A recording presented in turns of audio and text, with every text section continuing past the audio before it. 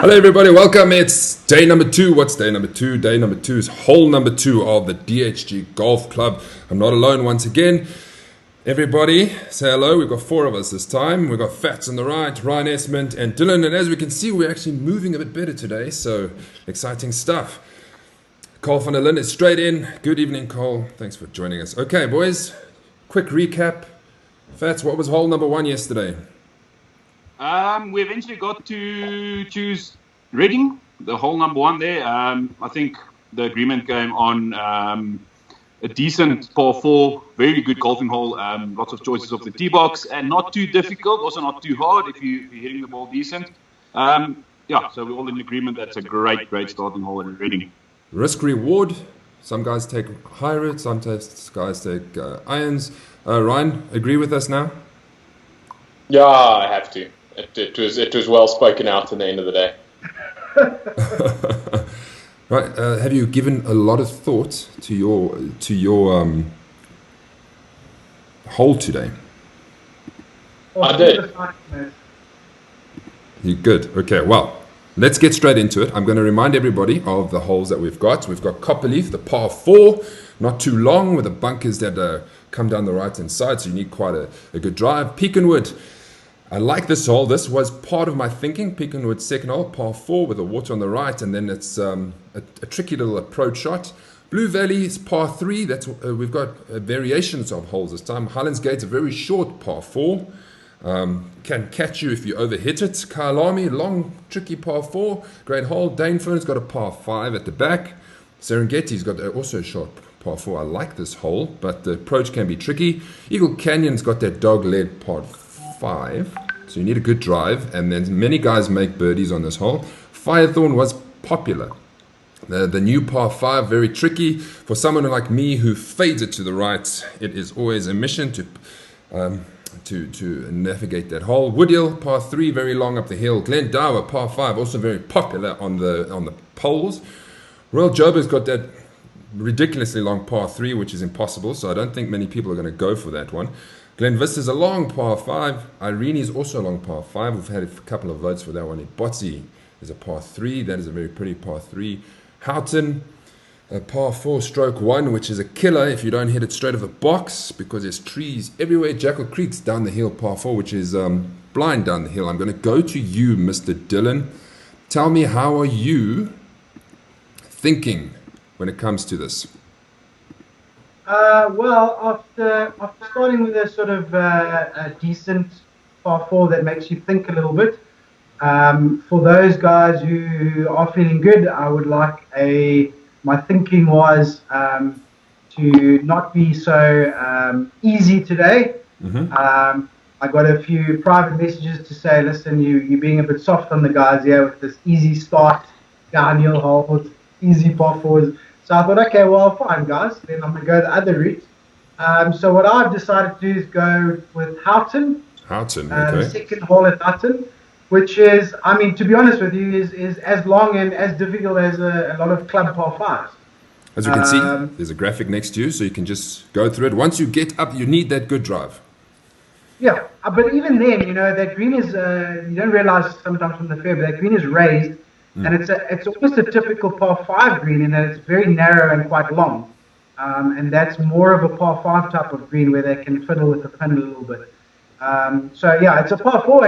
And Houghton, to be honest, I love Houghton in terms of a golf course. I love being there. It's such a wonderful piece of land. I love playing there. But I find the course a little bit weak. The par 4s are a bit soft. There's not a lot of stress sort of shots that you have there. Maybe arguably the 16th a little bit. So that's a really strong hole, in my opinion, the strongest hole on the course. So, time to test the boys out and long par 4 for the second hole. I just want to add there, that could easily be a par 5 on many golf courses. 100%. Easily. Ryan, you've gone a bit of the other thinking. What have you gone for? I wouldn't say other thinking. I've also gone, it's not an easy par 3, but Ibotsi second, raised tee box by 185, I think, from the men's box. They can push it back, I think, 210 off the back, and a tricky green. It's sort of got the bowl and the hill behind it. Couple of bunkers protecting the front right, front left. But and just the slopes on the green, depending where the pin is, you need to be in the right place. And not an easy iron for your sort of average golfer. Like I say, you raised 185, probably playing about 175, 180. But yeah, I just think it's a great, stunning hole. I've only played Ibotsi twice, birdied that hole twice, so that's probably why I'm leaning towards it. But yeah, I think it's a stunning hole. That's your turn. What do you got? Yeah, I do agree with Ryan as well. Stunning hole, but I've gone for Firethorn, the par 5. I didn't get my way with the par 5 yesterday, so I'm trying it again today. Great golfing hole. I grew up there when it was still the stroke 1 par 4, also a difficult hole. But now that it's a par 5, it's a very nerve-wracking tee shot, I think. But once you get off the box and into the fairway, the hole gets much easier. A decent drive, and you can get on into quite easily from the mains. I think it's playing about 460, 470, which is not too bad. I think it's a great second hole as a choice. Also an interesting green. You've got a pin position, you need to be in the right place, otherwise you can have a lengthy putt. Absolutely. Yes. From the back, down the hill. On the slope. Yeah. Okay, we have had some comments on Facebook. I'm going to go to the Facebook poll and just remind people of what seems to be the popular choice. And it does seem to be the popular choice is Firethorn's par 5 to be our second hole for the Duckhook Golfers Club. Glendower, right behind there. Blue Valley, a couple of guys going for the par 3. Ibotsi par 3, so Ryan, you're not alone unless you voted multiple times. Houghton, par 4. So Dylan, I think that looks like Fricky's little photo there, and Basil have also got for Houghton. So we're on the same page. There's a copper leaf for second and Highlands Gate, and it goes down. So guys, please remember, it'll be great if you guys can participate in these polls. It gives us an insight of how it's going. So every day we will post a poll, and then you can decide, and then we'll go through it. I had a video come through today, and the video is somebody who's decided on Irene, the par 5. Let's have a listen to Mr. Ruben Swart. How's it, guys? My choice for second hole will be Irene par 5. Still in around. You didn't need a good tee shot or whatever of the first tee box. You're always going to wonder that tee box. Am I getting it right into out of bounds or behind the trees? No second shot. Am I going to make that bunkers in the fairway? It's quite a long shot. Left, the rough is quite thick normally, and you have red stakes. And when you're left, you always have to punch out underneath the trees. You will have to, normally if you want to go for a green, you need to punch underneath the tree over the bunker, which is quite tricky. And I also believe when you close to the green, it's not an easy chipping green. There's a lot of slopes, and people don't normally stop it close to the hole. And I've played a few times in my life, and I've never seen anybody made a birdie. Thank you, Ruben. Okay, Irene, second hole. Let's have a discussion about that, and then we're going to bring the chaps in that's on the chat and discuss what they are thinking. Before we go that way, what was your hole? My hole was actually the same as Fats's hole. I also gravitated towards the second Firethorn. I think that's, although I'm not a fan of that hole, but I think, aesthetically, that is, after we play that first, to have that second, it's another risk reward. Does favor the guys who hit it with a draw. So go for those guys. Irene, who's up? Yeah, well, the reason, I considered Irene, obviously, I'm a huge fan of having a 3-shot par 5 in a golf course, and that is one of the very few in Gauteng that you'll find because the ball travels so far here. But my reasoning behind it was, the driving range on the right. To me, it ruins the hole.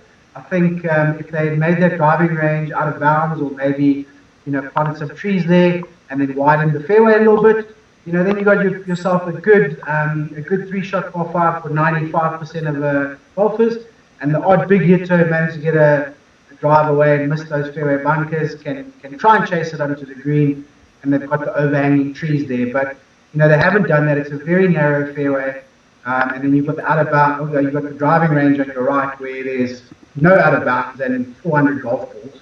And I've seen so many people just picking a ball and playing from that driving range and then hitting a 6-iron back to the fairway. It's just a bit we can do better, I think. So that was my reasoning behind that one. Okay, Hanno Oosthuizen said Serengeti. Sorry, not Serengeti. Highlands Gate, very similar looking. Highlands Gate, second hole, very short one. Quick comment on that one?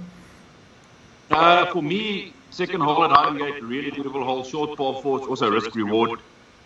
It's not an easy drive if you want to go for the green. It's actually quite narrow that side with the rocks on the right hand side. You've got a slope coming down to the green. But for me, Highland Gate has so many other good holes, so I'm not even considering or looking at the second hole at the Highland Gate. Kobus Schoeman, thank you, Kobus, for joining us. Glendower par 5, very good hole. That was my second choice. And Pecanwood par 4. Choice. Yeah, stunning hole. If I didn't go for my par 3, I would have gone there. Okay. It's again, as we've been saying, it's I think that hole also comes down to your tee shot. You need to get a good tee shot away somewhere near the middle of the fairway to be thinking about going to the green for 2. The rough, obviously, Glendower's rough is rough. It's not play. If you get in there, you're not even thinking about going anywhere near the green. And obviously, you've got the hazard of the water on the left of the green. So you've got to be hitting your second into the right position, right place, even if you're not going for the green. Very true. Paul Ricketts also suggests Glendower. Very nice. Carl van der Linde, thanks for joining us. Firethorn and Eagle Canyon. Let's put them in the mix. So we've discussed Firethorn second hole. So that's quite a few for Firethorn. Now, Eagle Canyon, straight up, short par 4, bomb your drive. If you hit it far enough, easy 7-6 iron for some to get there. An easy eagle hole. So maybe an easy eagle hole in your makeup? No, look, I think, obviously if you get the tee shot away, you can even hit shorter clubs than that in there, and I get the thinking there. But, you can't have a green that size if you're going to have guys hitting 7 irons, 8 irons, sometimes wedges in there.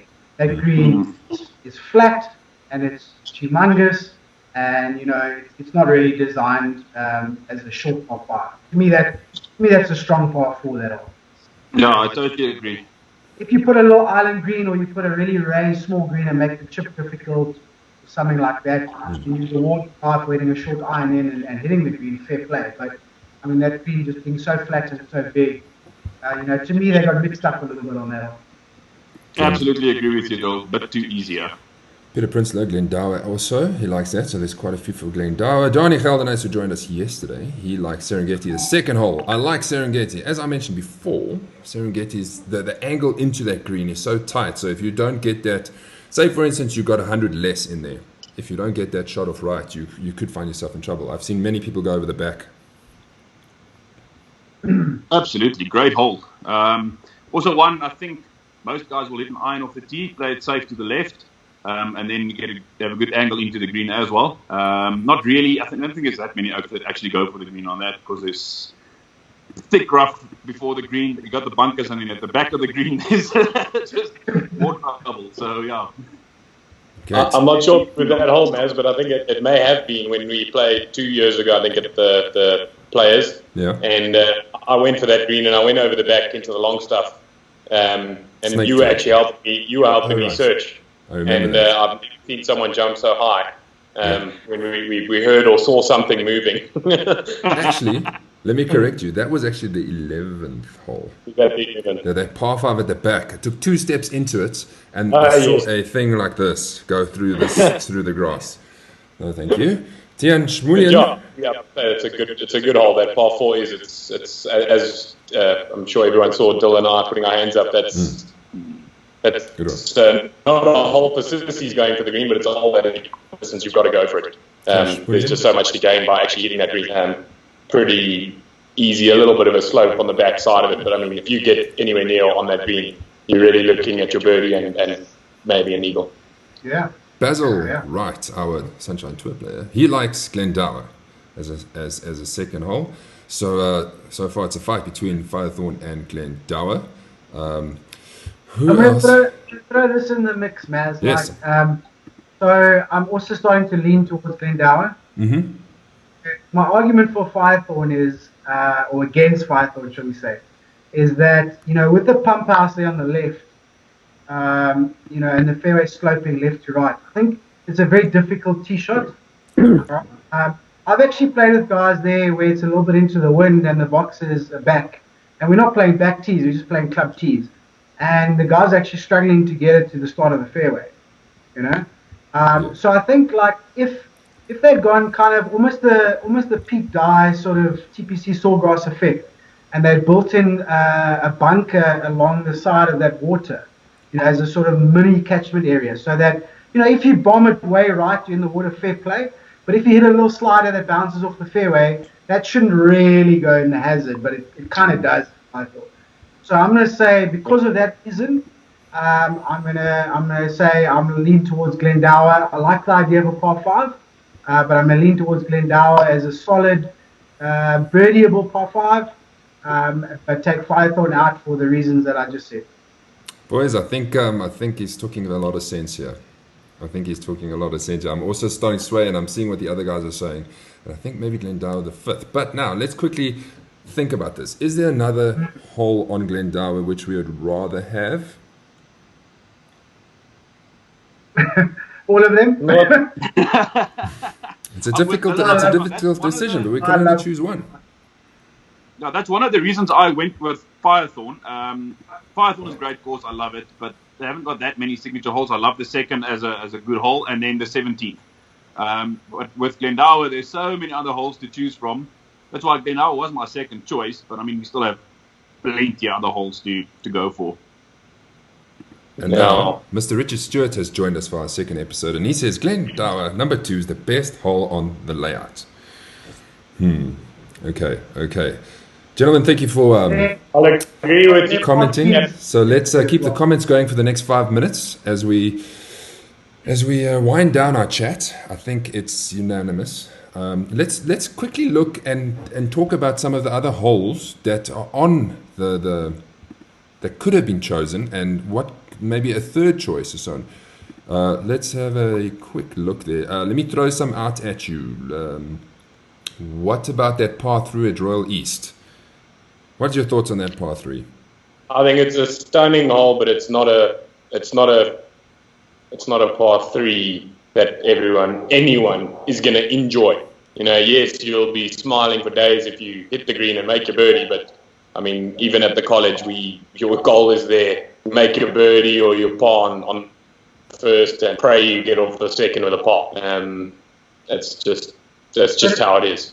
Right, I think it's the same thinking as well, that there are some absolutely unbelievable par 4s on that golf course. Yeah. That probably has the best set of par 4s, in the country. So we can't. I mean, as a good strong hole, definitely the second.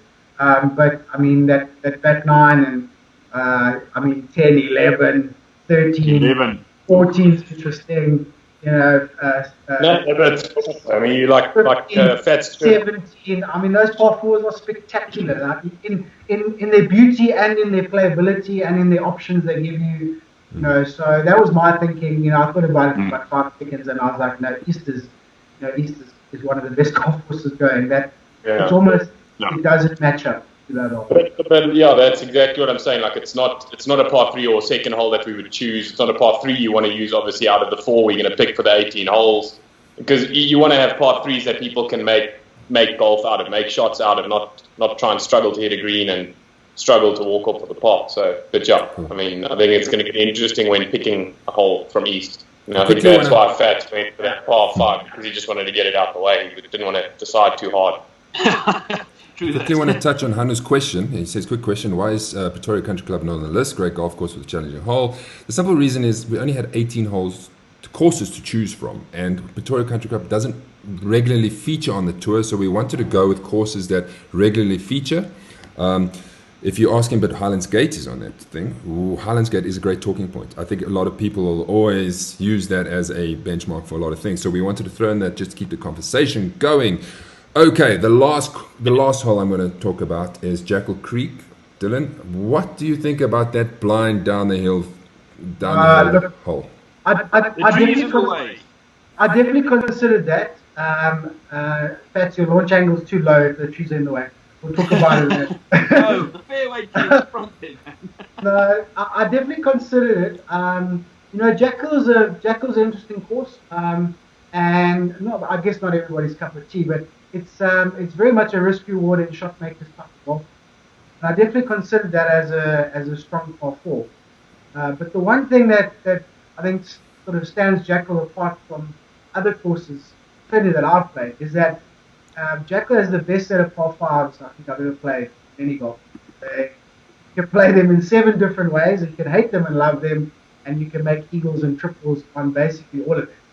And they're so different, and they're uphill and downhill, and dog leg right and dog leg left, and short and long, and they are just phenomenal par five. And so I had hoped that one of the par fives would make it into the mix.